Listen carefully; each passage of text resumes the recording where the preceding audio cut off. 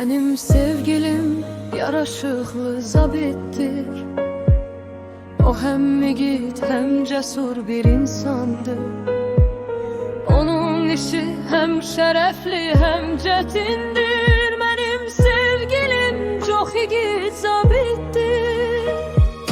Delikanlı karakterini çok sevirəm. Niye bu kadar çılgınsam demerəm.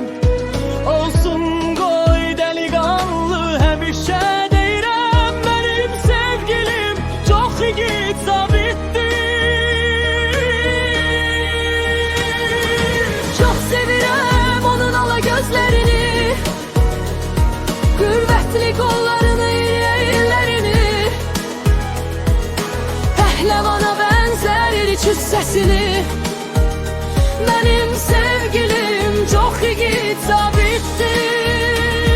Onun heyetinde o kadar esker var, indi her birinin sinesinde medal var. İgidliğe göre aldılar onlar medalı, qaytardılar esir kalan torpaqları. Dağırdılar alcaq terör yuvasını, aldılar her esirin şehidin qızasını. Neler koydular ermeninin anasını, yandırdılar her birinin atasını. Baxışları ürəyimə hakindir, vətən deyə canından keçməyə hazır. Qürurumdur mənim o bir qəhrəmandır, ala gözlərində bir dünyam var.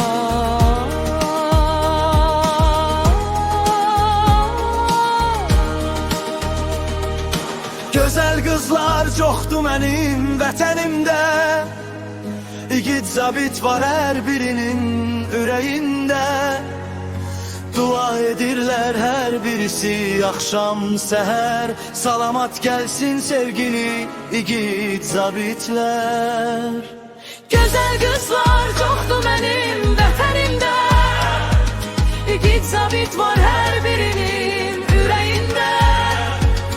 Dua edirlər hər birisi axşam səhər. Salamat gəlsin sevgili igid zabitlər.